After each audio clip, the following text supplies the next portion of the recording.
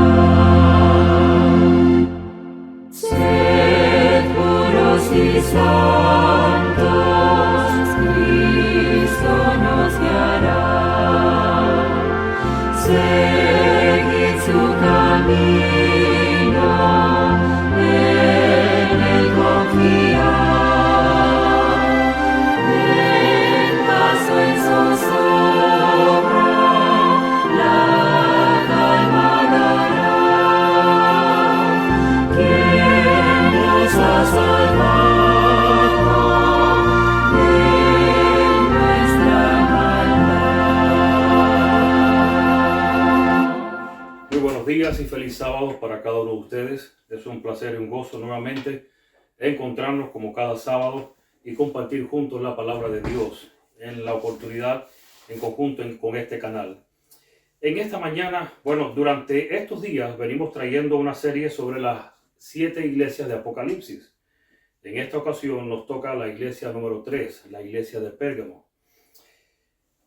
No porque sea la iglesia que me tocó, porque creo que es una de las iglesias más importantes, al mismo tiempo de mayor peligro para nosotros hoy en día, en nuestra iglesia y para los tiempos que vivimos.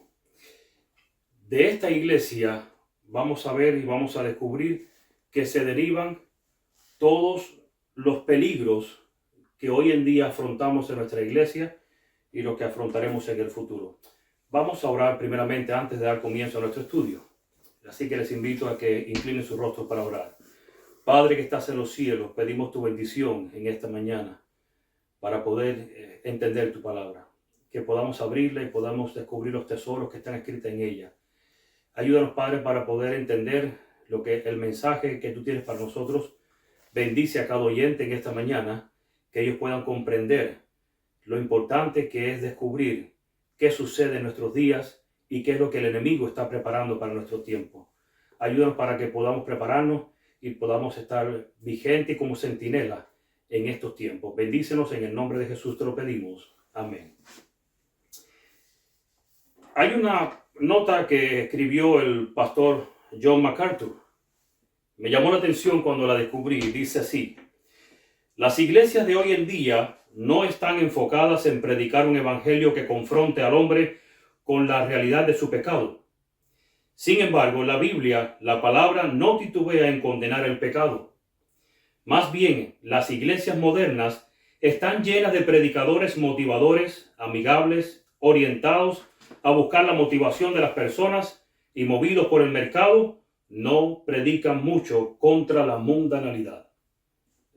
Esto fue escrito por el pastor John MacArthur, así que me llamó la atención porque creo que es algo vigente para nosotros, algo que es una realidad, no solamente en las iglesias protestantes, sino aún en nuestra iglesia adventista del séptimo día. Pérgamo. En Google, como los jóvenes de hoy en día le llaman el que todo lo sabe, en Google encontramos mucha información sobre Pérgamo. Pérgamo quedaba a unos 1.600 kilómetros al norte de Éfeso, con Esmirna ubicada casi a mitad de camino entre las dos. No era una ciudad portuaria, estaba situada a unos 22 kilómetros tierra adentro desde el mar Egeo. Para la época en la que Juan escribió el Apocalipsis, Pérgamo había sido la capital de Asia por casi 250 años, desde el año 133 después de Cristo.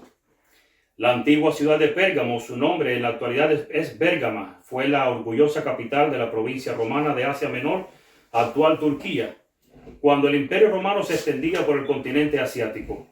Pérgamo, su nombre proviene de la palabra pergamino, ya que en su biblioteca, que estaba dentro del templo, había más de 200,000 rollos de pergaminos. Su principal fuente de economía provenía de su biblioteca y de la medicina. Me llamó la atención el asunto de la farmaquía. Me imagino que ustedes ya están familiarizados con esa palabra, a lo que nosotros conocemos como la farmaquía en griego. Ahora, Pérgamo se extiende desde el año 313 hasta el año 538 después de Cristo. O sea, después de Pérgamo vendría la iglesia de Tiatira, que sería la iglesia del periodo papal. Pérgamo es el periodo antes. Y como les decía, para mí es el periodo más importante, más peligroso. En Pérgamo encontramos la iglesia que se mezcla con el error en la Edad Oscura, introducción del paganismo dentro de la iglesia, se detuvo la persecución y fue el periodo de Constantino y la conversión de Constantino. Eso es más o menos sobre lo que narra la iglesia de Pérgamo. Ahora, ¿qué pasó con Pérgamo? La iglesia anterior de Esmirna hubo una matanza tremenda, mucha persecución con los cristianos. Luego llega Constantino y ahora él, estudiando de sus antecesores, empieza a entender algo. Constantino comprendió de los errores de sus antecesores que mientras más cristianos mataban, más se convertían. Esto era un problema. Él decía que la sangre de los cristianos era como semilla.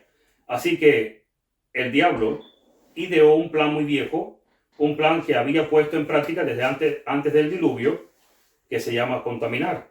Quería permear el evangelio puro y lo hizo usando la doctrina que más tarde se identifica como la doctrina de Balaam.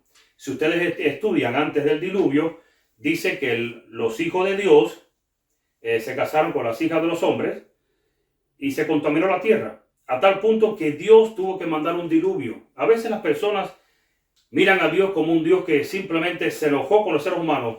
Habían pecado tanto que decidió simplemente destruirlos. No. Detrás del diluvio está el plan de salvación.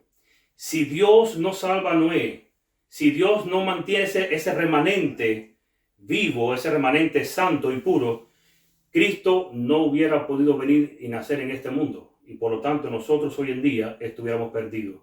Así que Dios tuvo que salvar un remanente que no se contaminara con el resto de los demás y tuvo que mandar un diluvio. De la misma forma que el diablo entendió que había que contaminar la tierra, porque si vamos más atrás desde el Edén, entenderemos que él creyó que con Caín vendría el Mesías. Luego se dio cuenta que no era Caín y entendió que era un linaje a través de la mujer. Entonces decidió, tengo que contaminar a toda la simiente para que no nazca ese linaje.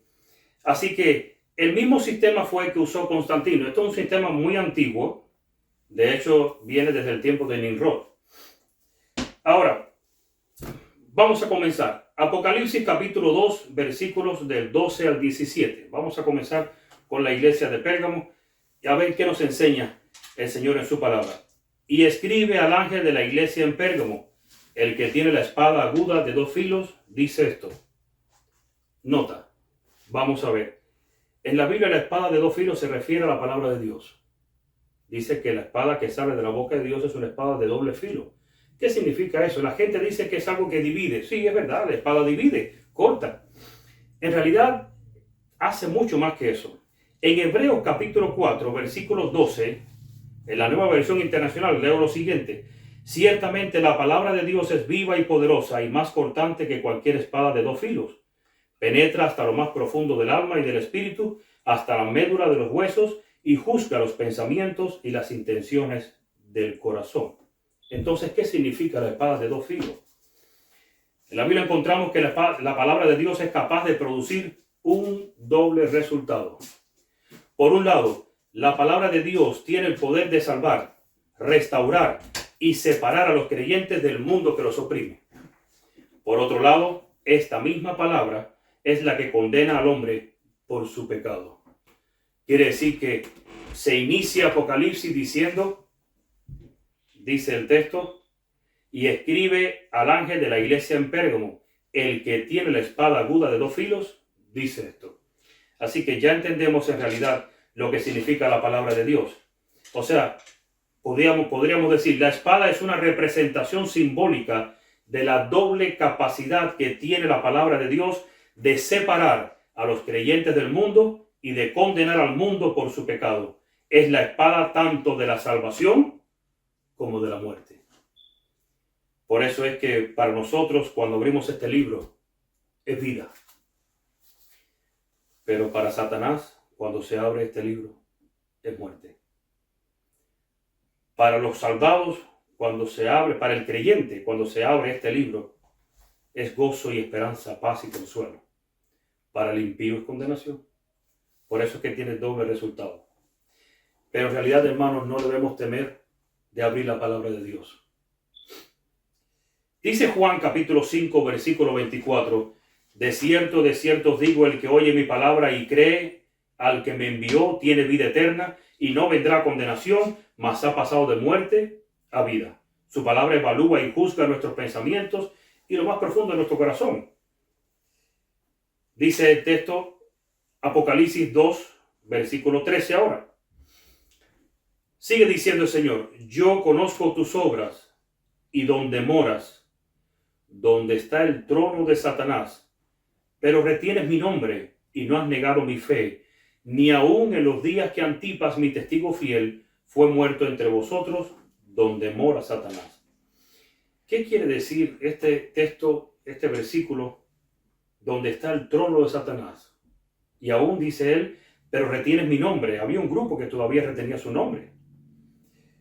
Y no has negado mi fe, ni aun en los días que Antipas, mi testigo fiel, fue muerto entre vosotros, donde mora Satanás. ¿Quién fue este Antipas? Vamos a ver primeramente qué significa el trono de Satanás en Pérgamo. Y vamos conociendo un poquito más sobre Pérgamo. ¿Por qué le llama Jesús el trono de Satanás? Los eruditos coinciden que la razón es porque Pérgamo era el centro de 5 cultos paganos. Vamos a ver cuáles son. Número 1. Estaba el altar de Zeus, que era el mayor o la mayor divinidad que se adoraba entre los dioses griegos. Número 2. Adoración a la diosa griega de la sabiduría Atenea. Número 3. Adoración a Dionisio, dios del vino. Número 4. Adoración a Esculapio, dios griego de la salud. Y ojo con esto, porque dice que la principal fuente de economía de Pérgamo venía de su biblioteca. Muchos viajaban a esa ciudad buscando sabiduría, pero la otra fuente, y no menor, pero también muy importante, de economía de Pérgamo era este asunto de la medicina. con la adoración a Esculapio, dios griego de la salud. Y el asunto de la farmaquía, si nos estamos dando cuenta que viene la palabra farmacia, es lo que hoy en día está tomando control en este mundo. De hecho, si ustedes se ponen a analizar un poco, hoy en día las otras iglesias le llaman al asunto este de la vacuna la marca de la bestia. Nosotros entendemos que no es la marca de la bestia en sí, pero la decisión que tú y yo tomamos sí determinará si tendrás o no la marca de la bestia, porque se comporta igual. Te impide viajar, te impide pasear, te impide salir, te impide trabajar, te impide muchas cosas. Tienes que tomar muchas decisiones en tu vida debido a este asunto de la farmacia o de la farmaquía. Y por último, lo dejé para el final. Número 5, adoración al César. Sí, en Pérgamo, una vez al año, cada ciudadano tenía que adorar al César como un dios. O sea, no importa si no adorabas las otras deidades. Al César, una vez al año, el día que te correspondía, supongo, tenías que venir a adorar. Era por esta idolatría que ser cristiano en Pérgamo era muy difícil. Sin embargo, el Señor los elogia por retener su nombre y no negar su fe, aun cuando uno de sus compañeros, llamado Antipas, fue martirizado por causa de su fe. ¿Qué pasó con Antipas? Según Tertuliano, él nos dice que Antipas fue uno de los discípulos de Juan y obispo de Pérgamo, y se dice que fue encerrado en un toro de bronce y asado lentamente hasta morir. Todo esto durante el reinado del emperador Domiciano. El Señor lo llama por su nombre y lo llama su testigo fiel. Quiere decir que Antipas se negó el día que le correspondía adorar a Domiciano, adorarlo como un dios. Y ese día lo metieron en un toro gigante hecho de bronce y lo fueron asando a fuego lento hasta morir. Eso es el cuadro que se habla con relación a Pérgamo. Dice que el trono de Satanás, habían 5 cultos en la ciudad de Pérgamo, y había este culto en especial que había que adorar al César una vez al año como un dios. Seguimos avanzando. Apocalipsis capítulo 3 y versículo 14. Pero tengo unas pocas cosas contra ti. Y aquí viene el reproche. Si hemos venido analizando las iglesias, en Éfeso hay un reproche para Éfeso. Has perdido el primer amor. A Esmirna no hay ningún reproche. Es la primera iglesia de las 7 iglesias que hay en Apocalipsis. No tiene reproche alguno. Fue el tiempo de los mártires. A la iglesia de Pérgamo hay un reproche que Dios tiene para ellos. Y dice, pero tengo unas pocas cosas contra ti, que tienes ahí a los que retienen la doctrina de Balaam, que enseñaba a Balac a poner tropiezo ante los hijos de Israel, a comer de cosas sacrificadas a los ídolos y a cometer fornicación. ¿Qué cosa es las cosas sacrificadas a los ídolos? Vamos a hablar de Balaam después. Cuando la Biblia habla de comer de cosas sacrificadas a los ídolos, no es lo que nosotros pudiéramos pensar de decir, ven a mi casa, vamos a comernos un pedazo de un pollo que ayer se lo ofrecimos al Dios, qué sé yo. No. Cuando la Biblia habla de comer de cosas sacrificadas a los ídolos, es que estás participando de la fiesta, porque la comida o el animal sacrificado, la carne sacrificada a los ídolos, había que comerlo al momento. Igualito como había que comer el cordero, cuando era sacrificado, lo tenía que comer el sacerdote el mismo día. Satanás siempre está copiando todas las cosas. Él no puede hacer algo nuevo. Él tiene que copiar todo lo que Cristo hace. Él también tiene que hacer lo mismo. Así que la comida, la carne ofrecida a los ídolos, la persona tenía que participar de la fiesta. Mi pregunta es, para que vayamos meditando, ¿comemos nosotros hoy en día de carne ofrecida a los ídolos simbólicamente? O sea, más directamente la pregunta, ¿participaremos nosotros de alguna fiesta pagana en nuestros días? Vamos a analizar eso. ¿Quién era Balaam? Era un sacerdote de Mesopotamia de gran estima para su familia y su pueblo, pues su nombre significa Señor del pueblo. De aquí que se entiende la posibilidad de la formación en las artes mágicas típicas de aquella región, por la cual se consideraba un personaje importante, ya que supuestamente tenía poderes para comunicarse con los dioses. Dios se le reveló y por esta causa fue considerado como alguien que tiene un conocimiento bastante aceptable del monoteísmo o de un Dios monoteísta.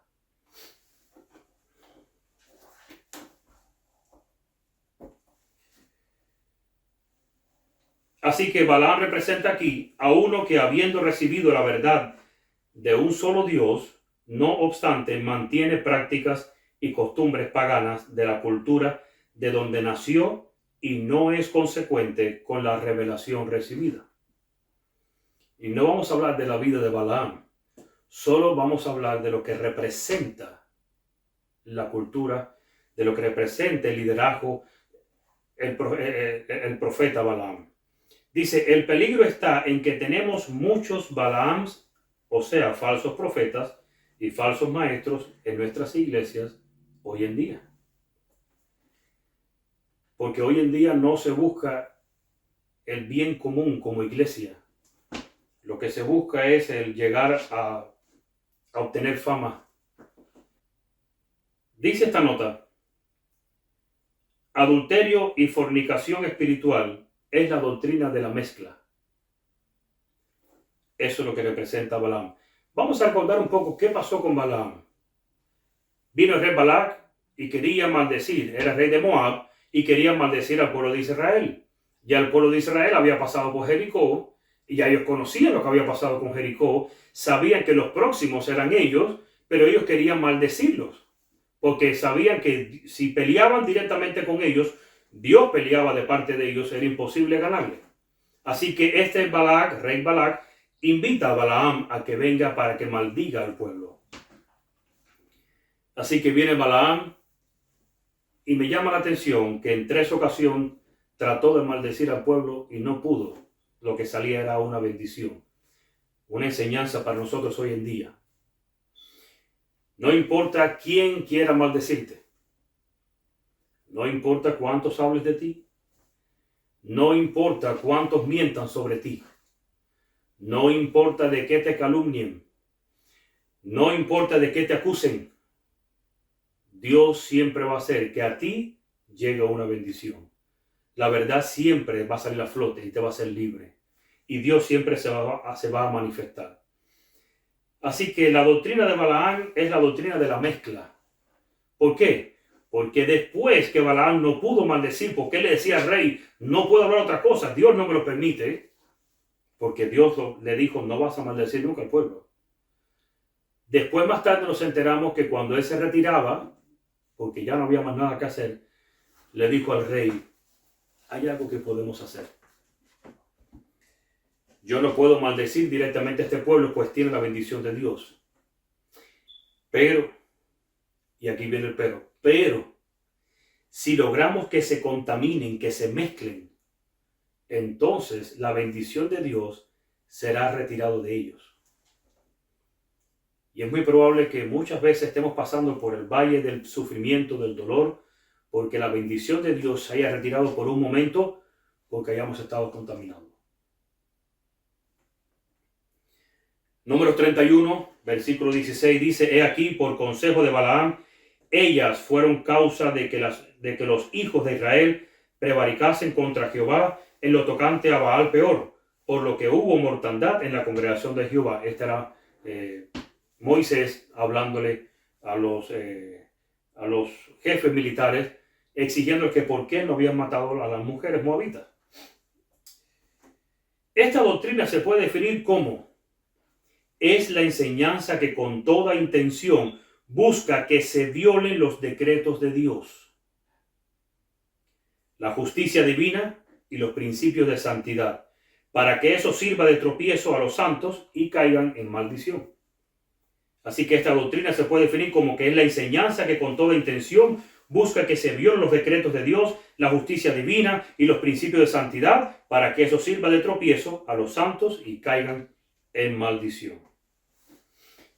Judas 1:11 dice: ay de ellos, porque han seguido el camino de Caín y se lanzaron por lucro en el error de Balaam y perecieron en la contradicción de Coré.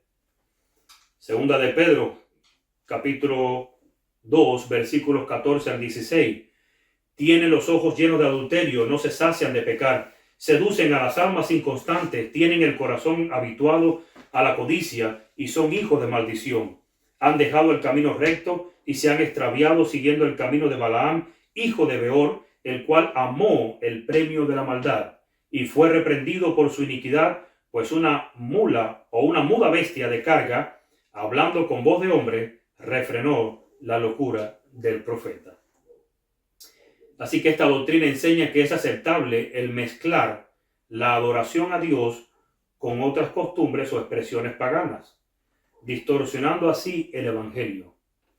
La mezcla lo que trae es eso, un poco de error mezclado con la verdad. ¿Qué es lo que sabe? Por ejemplo, un ejemplo de lo que es distorsión del evangelio. Y esto me llamó la atención, porque hoy en día tenemos a alguien por internet, no me acuerdo su nombre, es un adventista, por lo menos se identifica como adventista, pero acaba de declarar hace poco que no cree en Elena de White, y la doctrina que anda enseñando es que Dios es amor, a tal punto que todos los seres humanos se van a salvar, incluyendo Satanás. Esto es una forma de Satanás de sembrar una idea distorsionando la justicia de Dios. Porque está poniendo un Dios mentiroso. Mentiroso porque Dios le dijo a Adán y Eva: el día que comieran de este árbol ciertamente morirán. Y la serpiente dijo que no. Y murieron. Murió el cordero, pero ellos también fueron condenados. Lo que no en ese momento. Pero hoy en día, Dios nos dice: si no buscas el camino de la santidad, vas a padecer la muerte igual. No esta muerte, sino la segunda. Pero esta doctrina que están enseñando, dicen que Dios es amor, Él ama a todo el mundo y que va a salvar a todo el mundo. Y esto es un error muy grande, hermanos. Porque si sembramos esta idea, esta falsa doctrina, muchas personas dirán: pues no hace falta prepararse. ¿Para qué pasar todo este trabajo? Vivamos y comamos, que mañana moriremos y luego seremos salvos. Tal y como yo estoy, Dios me ama. Vamos a ver. Proverbios 12:22. Los labios mentirosos son abominación a Jehová, pero los que hacen verdad son su contentamiento. O sea, los labios mentirosos son las personas que dicen mentira. Su pecado es mentira, es mentir. Pero dice que los labios mentirosos son abominación a Jehová, pero los que hacen verdad son su contentamiento. Proverbios capítulo 6, versículo 16. 6 cosas aborrece Jehová, y aún 7 abomina su alma: los ojos altivos, la lengua mentirosa, las manos derramadoras de sangre inocente, el corazón que maquina pensamientos inicuos, los pies presurosos para correr el mal, el testigo falso que habla mentiras y el que siembra discordia entre los hermanos. Aquí recibe el pecador tal como está, con toda su inmundicia, su contaminación y con toda su depravación, pero no le ama como está, por eso lo va a cambiar. Entonces Dios deja que entre ese pecador y le dice: antes de sentarte a mi mesa y compartir conmigo, vamos a cambiar, hablando simbólicamente. Y ahí le dan un baño al pecador. Y ahí lo peinan. Y le dan una nueva vestimenta y le ponen zapatos. Y la persona está llena de higiene y llena de perfume, le dan nuevas ropas. Y ahora se puede sentar en la mesa del Cordero a disfrutar de lo que Dios ha preparado para nosotros. Por eso es que Dios no te ama en tu pecado, pero Dios sí te recibe. Dios no te dice a ti: ve y cámbiate de tu pecado y entonces ven aquí. Así no, porque Él sabe que tú y yo no podemos hacerlo. Pero no confundamos la diferencia. No pongamos a Dios más misericordioso de lo que no es, ni más amoroso de lo que es. Tengamos cuidado. Dios es amor, es misericordia, pero también es justicia. Así que esto es uno de los ejemplos de cuántas cosas se usan hoy en día para enseñar el evangelio que son doctrinas falsas. Apocalipsis capítulo 2, versículo 15, continuamos.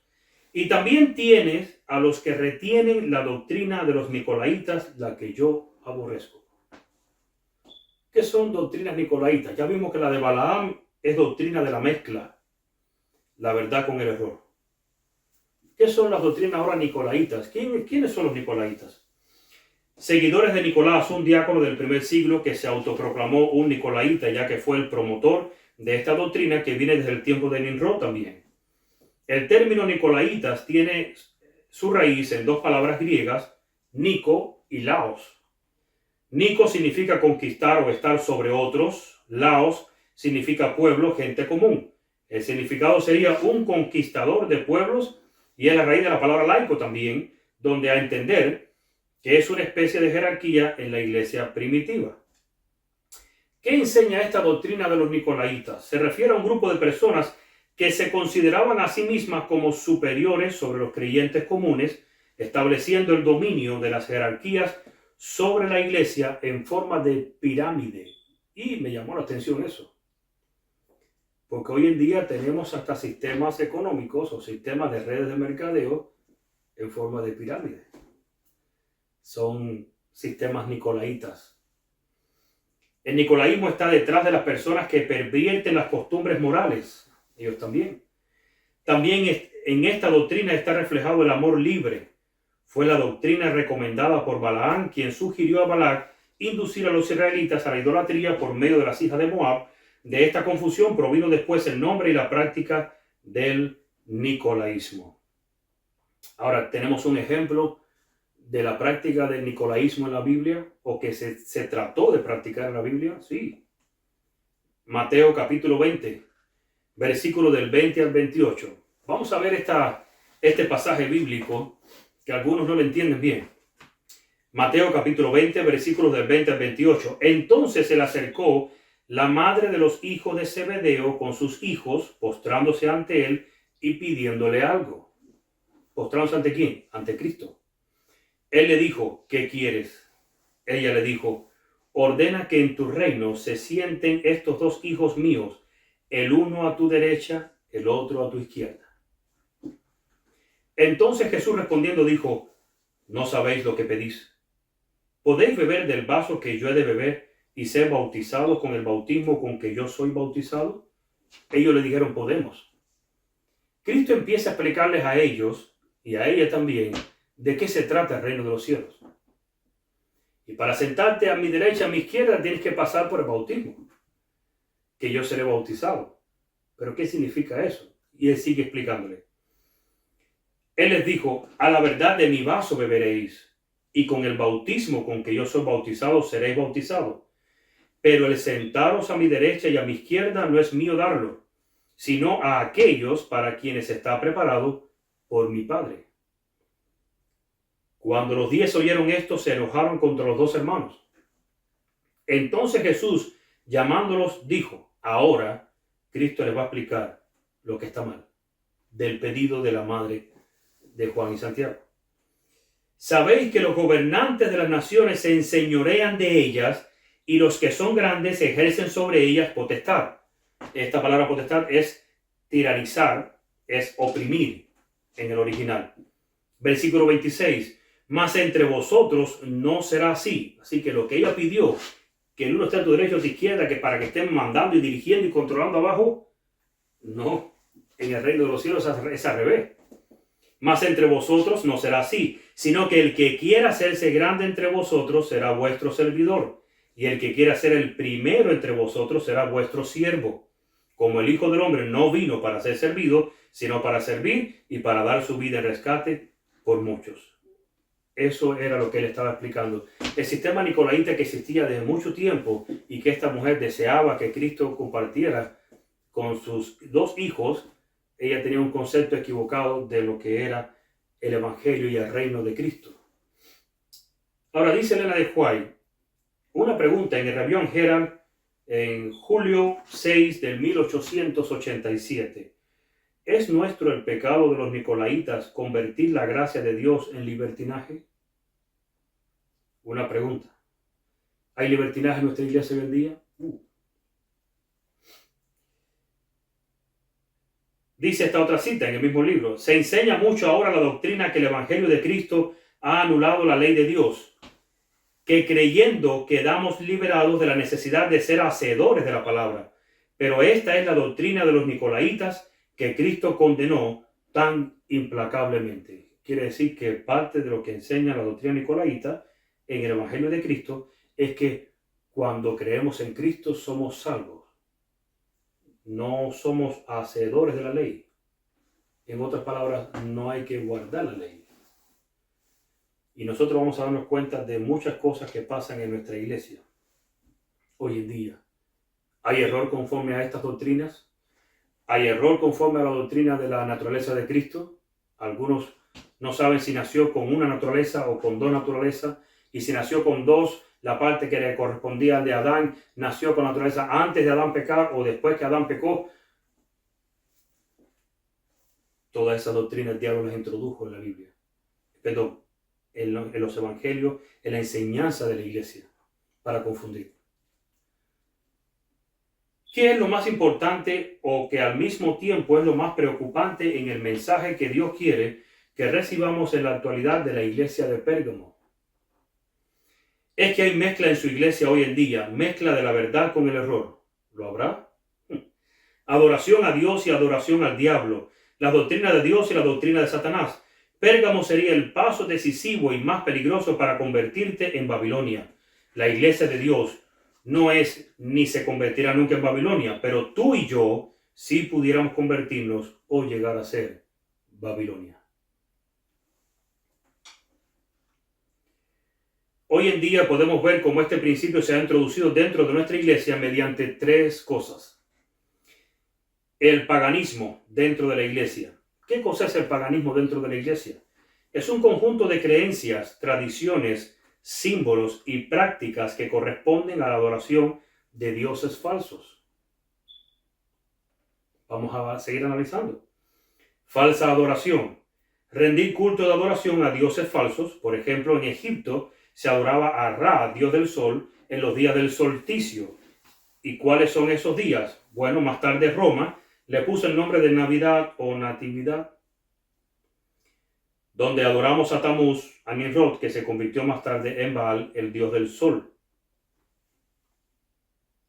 En Ezequiel capítulo 8, versículo 14, y me llevó a la entrada de la puerta de la casa de Jehová, que está al norte, y he aquí mujeres que estaban allí sentadas endechando a Tamuz. Luego me dijo, ¿no ves, hijo de hombre? Vuélvete aún, verás abominaciones mayores que estas. Y me llevó al atrio de adentro de la casa de Jehová, y he aquí junto a la entrada del templo de Jehová, entre la entrada y el altar, como 25 varones, sus espaldas vueltas al templo de Jehová y sus rostros hacia el oriente, y adoraban al sol, postrándose hacia el oriente. Éxodo 32:5. Y viendo esto, Aarón edificó un altar delante del becerro y pregonó a Aarón y dijo, ¿mañana será fiesta a quién? Será fiesta a Jehová. Salió un meme por ahí en Facebook donde decía el 24 de diciembre, mañana 25 de diciembre, será fiesta a Jehová. Hay una mezcla. Nosotros creemos que podemos adorar a Dios con la misma herramienta que adora el mundo, o que el mundo adora a sus dioses. Y no puede ser así. Y vamos a ver la número 3, la más importante, el sincretismo. Grábese esta palabrita. El sincretismo viene del griego sincretismos, sin, con, criti, cretense e ismos, doctrina. El fenómeno en el que se combinan rasgos propios de dos o más culturas, sociedades, ideologías o credos. El sincretismo religioso, y escuchen esto, miren esto, es el producto de la unión de dos tradiciones o doctrinas religiosas diferentes que se asimilan mutuamente, dando como resultado el nacimiento de un nuevo culto y adoración con elementos y productos de ambos. Es como que agarramos una canción mundana, le quitamos la letra mundana, pero dejamos la melodía y le ponemos ahora la letra cristiana y alabamos con ella.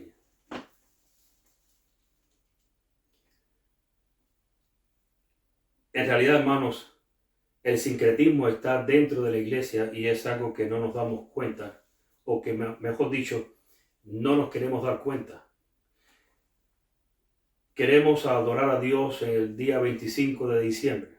Y esto es un asunto que golpea a la gente. De hecho, las iglesias se están preparando ahora para el día de San Valentín. ¿Qué se conmemora San Valentín? La mamá de Tamuz, Nimrod, se fue al cielo, se convirtió en el sol, en el dios Baal, y quedó la mamá de Tamuz con Tamuz. Pero ella quería mantenerse en el poder. Para mantenerse en el poder, ¿qué tenía que hacer? Porque si Tamuz se casaba con otra mujer, pues ahora esa mujer iba a llegar a ser reina junto con él. Pues su madre se casa con su hijo. Y lo que en realidad se está celebrando el 14 de febrero, es un incesto. Pero Constantino hizo esto por otras razones que vamos a ver más adelante, para unificar al mundo cristiano con el mundo pagano. No hay más conflicto. Pero no solamente para no haber más conflicto. Aquí necesitamos crear un método para controlar. Y nosotros creemos que podemos adorar a Dios de cualquier forma y Él no se molesta. Porque creemos que se trata de mí. No entendemos que se trata de Dios. Es como que yo le diga a mi esposa, supongamos que yo estuve casado y quedé viudo. Me volví a casar. Pero el aniversario de bodas en mi primera esposa fue en agosto. Supongamos que fue así. En el mes de agosto es mi aniversario de boda. Y ahora yo me caso con mi esposa y el aniversario de boda de nosotros es en noviembre. Y yo le voy a decir a mi esposa, mira, vamos a celebrar nuestro aniversario de bodas, pero en vez de noviembre, vamos a celebrarlo en el aniversario de bodas de la esposa que yo tuve, que era en agosto, porque ese mes es más bonito, el verano es mucho más bonito que noviembre. Y fíjate, yo voy a estar pensando en ti, no voy a estar pensando en la otra esposa, es en ti, pero vamos a celebrarlo con la fecha de ella. No sé qué ustedes creen que me pasaría, pero me imagino que no es algo que le iría a proponer a nadie, mi esposa mucho menos. Pero a Dios sí nos atrevemos a hacerlo. A Dios nos atrevemos a proponerle, te voy a adorar, pero en la fecha que yo quiero o que el mundo inventó. De hecho, Dios nos pidió adoración para el día de su nacimiento. Y punto. Bíblicamente se puede demostrar que Cristo nació en septiembre, en el comienzo del otoño. En su año nació en la época de la fiesta de los tabernáculos. Pero nosotros queremos seguir las costumbres paganas. Un ejemplo, dice, los griegos al conquistar Egipto decidieron vincular al dios egipcio Osiris con el buey griego Apis, conociendo la tradición egipcia de rezarle a dioses con caras de animales. De esta combinación surgió la deidad greco-egipcia de Serapis, convertido en dios oficial en ambas culturas. La imagen que crearon los griegos servían tanto para griegos como para egipcios, puesto que era una deidad con rostro doble, humano y buey. El tiempo de las iglesias del primer siglo se mezcló la historia de la creencia de Baal y Semiramis y Tamuz con el nacimiento de Jesús y la Pascua. Más tarde se introdujo el Día del Amor, dando alusión al incesto entre Semiramis y su hijo Tamuz. Algunos piensan, bueno, en mi corazón yo no lo miro de esta forma. Cuando se trata de alabanza, adoración y de culto, el adorador no importa. El que importa es el que es adorado. No importa cómo tú te sientas, sino de cómo se siente Dios. No importa qué es lo que te gusta, sino qué es lo que le gusta a Dios. Porque no se trata de ti, se trata de Él. Esto se remonta desde Constantino. Él estaba deseoso de exterminar a los cristianos, pero aprendió algo de los errores de sus antecesores. Y fue que mientras más cristianos mataba, su sangre era como semillas, se convertía mucho más por el testimonio de los que morían. Así que decidió hacer algo para contaminarlos con un propósito oculto. Y este es el propósito que vamos a analizar hoy. Usando el principio de la doctrina de Balaam, de esta forma se lograban 4 cosas. Y miren bien las 4 cosas que estaban en los libros escritos de Constantino. Contaminar la fe y las doctrinas puras del cristianismo. Hacía falta contaminarlos, porque la bendición de Dios hacía que se multiplicaran por el testimonio. 2. Controlar todo lo que la gente pueda hacer, creer o enseñar. ¿Cuál es el propósito de la mezcla en las iglesias? ¿Cuál es el propósito que la iglesia adventista se parezca a la iglesia evangélica y la evangélica y la adventista se parezcan a la católica y todas parezcan, como dice que católico significa universal, todo sea una universalidad? Controlar todo lo que la gente pueda hacer, creer o enseñar. No conviene que la gente enseñe algo distinto. Tenemos que controlar qué va a enseñar la gente. 3. Eliminar la propagación de la verdad y así preparar las mentes de la próxima generación para nuevas doctrinas y enseñanzas. Satanás no trabaja a corto plazo, trabaja a largo plazo. Y él dice, yo voy a empezar hoy porque de aquí a 100 años, esa generación que pudiera estar bien, yo la voy a contaminar desde ahora. Y fíjense que la doctrina del nicolaísmo, en el 2015, cuando se llevó a cabo la conferencia general, las elecciones, la conferencia general, uno de los puntos que se votaron fue darle autoridad al pastor por encima de la junta de iglesia. Claro, esto no es un proceso que ellos lo pueden imponer de ahora para ahorita. Ellos van sembrando en las mentes de las personas que quien manda y quien controla es el pastor. Por eso es que el pastor predica lo que predica y la gente, si no te gusta, te dicen, vete. Si no te sientes bien, salte. Esto es un problema grande, hermanos. Porque esto se está introduciendo dentro de la iglesia.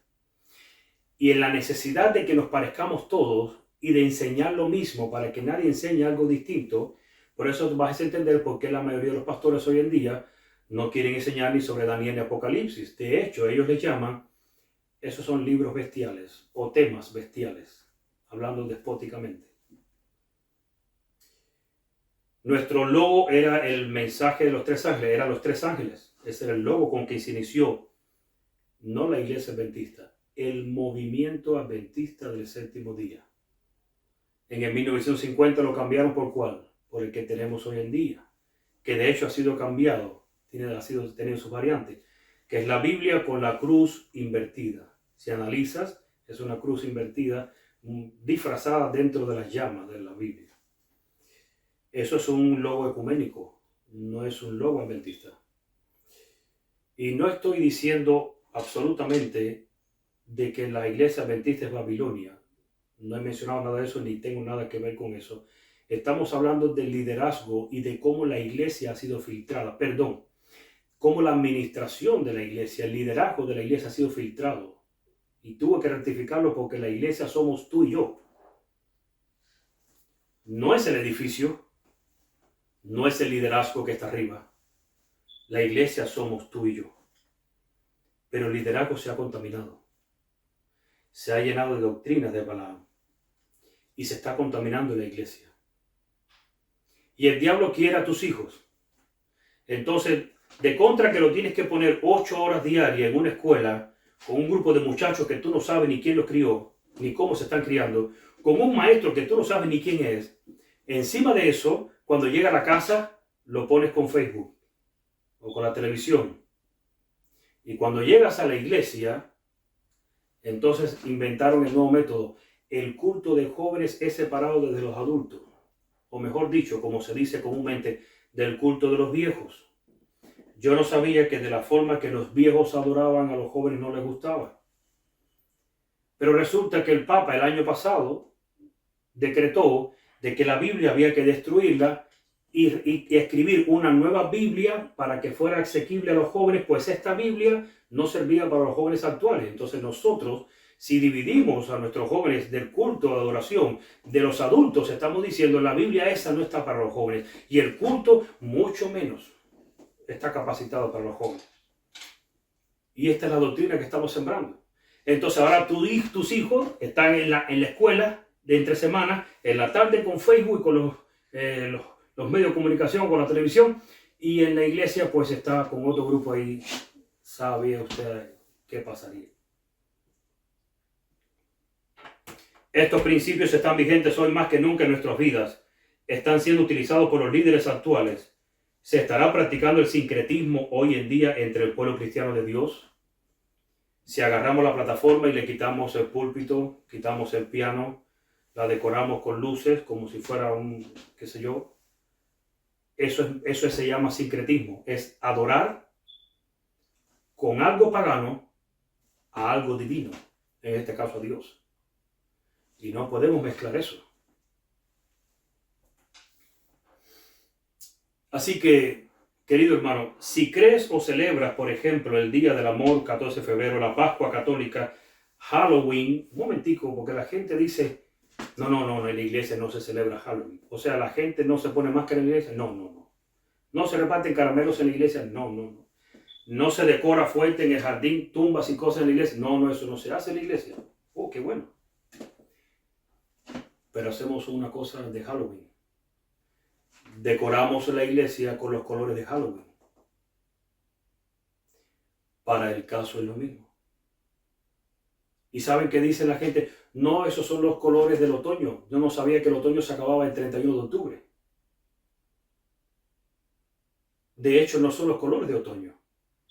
Son los colores de la fiesta de Halloween.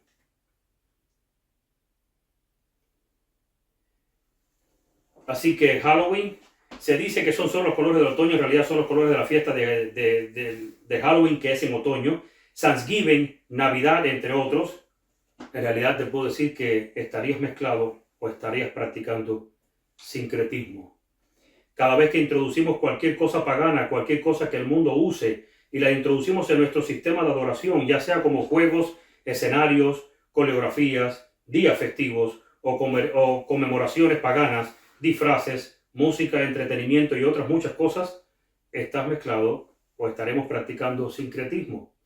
Si crees que hay diferencia entre la música de alabanza y la música de adoración, estás en un error. Cuestiona a ver si es posible alabar a Dios en la iglesia con la música que pones en tu carro o en tu casa. Si la música que usas en privado es distinta, entonces no es la correcta. Es como vestirte de una forma indecorosa para salir o trabajar, pero a la iglesia voy decorosamente y correctamente vestido. Esto es una doctrina evangélica introducida en nuestra iglesia por muchas décadas, a tal punto que ya no existe música sacra dentro de nuestras iglesias. Si esto es una realidad en nuestras vidas o en nuestras iglesias, estamos mezclados o practicamos sincretismo. De hecho, la actitud de agarrar el himnario adventista y de la forma que mezclaron los himnos nuevos al himnario adventista, porque si lo hubieran hecho a continuación de los himnos que ya se conocían, pues hubiera estado bien. Porque ahora la gente que ya se sabía los himnos del himnario viejo, por llamarlo así, pues ahora nada más era aprenderse los nuevos. Pero ¿qué hacen ellos? La mezcla. Mezclan los himnos nuevos con los viejos, se cambian los números, y ahora la gente, el resultado es que se olvida del himnario, porque ahora no tiene ni los himnos nuevos en su mente, ni los viejos, porque ya no son los mismos números. Y fue un plan macabro lo que ha pasado dentro de la iglesia, dentro del liderazgo. Los jesuitas han filtrado todo, hermanos. Y todo ha sido para destruir el sentido de alabanza dentro de ti, el sentido de adoración, el sentido de estudio, para destruirlo todo completamente. Cada vez que se usan los mismos métodos de sometimiento que usa el mundo, ojo con esto, para privar al miembro de la iglesia de su libertad de adoración, para violentar su conciencia en obligarlos a obedecer las falsas leyes sanitarias, que no son más que leyes de sometimiento para la población, que se van en contra de un así dice Jehová y transgreden los mandamientos de Dios dictaminados en la ley de la reforma pro salud, hay mezcla y esto se denomina sincretismo en la iglesia. No queremos obedecer a Dios. Uno de los 8 remedios naturales es respirar aire puro. Pero el mundo te obliga a que te pongas máscara para que te contamines tú mismo. Pero nosotros obligamos a nuestros miembros, si no traes máscara, no entras. Y hay otras iglesias, si no estás vacunado, no entras. ¿Participamos nosotros de la opresión del mundo?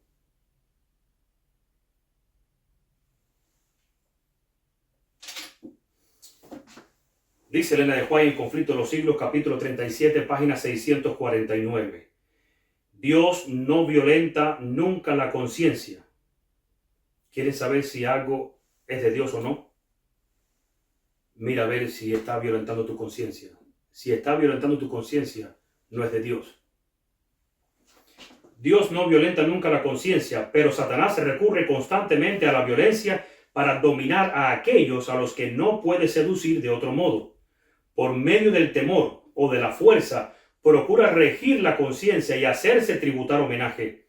Para conseguir esto, obra por medio de las autoridades religiosas y civiles y las induce a que impongan leyes humanas contrarias a la ley de Dios.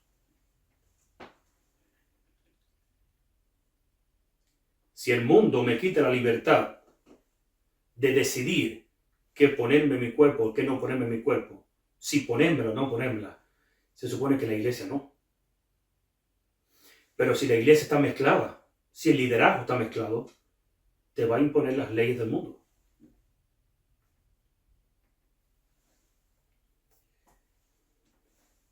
Siguiente cita, Conflicto de los Siglos, capítulo 37, en la misma página dice: los ministros que niegan la obligación de observar la ley divina predicarán desde el púlpito que hay que obedecer a las autoridades civiles porque fueron instituidas por Dios.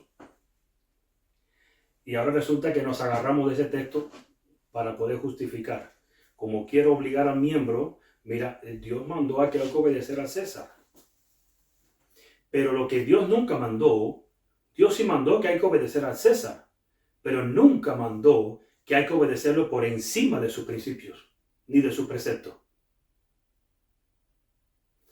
Y déjeme decirle, el asunto de las leyes mundiales que vienen hoy, muy pronto, van a ser leyes sociales. Y te voy a explicar. Algunas personas creen que la Constitución de los Estados Unidos nunca se va a cambiar. Yo creo que no se va a cambiar. De hecho, no hace falta cambiarla. Y usted se preguntará, ¿y entonces cómo van a imponer las leyes que van a imponer? Se le van a hacer amendment. Se le van a sumar cosas a las leyes. Entonces la ley que te da a ti el derecho a expresarte libremente, por ejemplo, le van a poner, tienes el derecho de expresarte libremente mientras, ahí va la meme, no afectes a alguien en particular. O sea, quiere decir que yo puedo hablar lo que yo quiera, siempre y cuando no hable mal de los homosexuales o de cualquier otra persona. Porque ahí estarían problemas. Puedes negarte a practicar cualquier cosa mientras no afectes a los demás. Por eso es que están sembrando en la población la idea que si yo no me vacuno o no cumplo con las leyes sanitarias, ahora yo soy el culpable de que tú te contamines. Y aquí le estamos creyendo.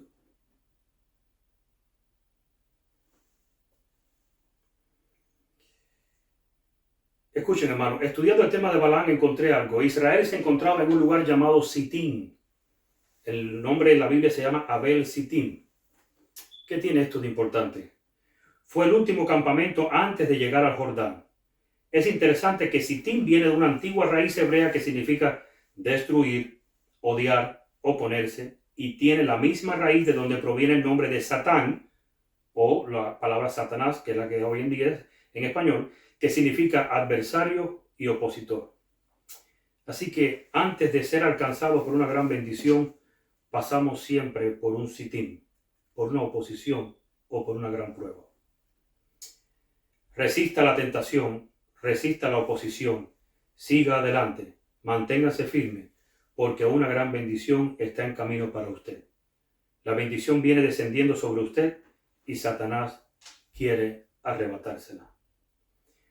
El llamado de Dios para Pérgamo es el mismo llamado para nosotros hoy. Apocalipsis capítulo 3, versículos 16 y 17.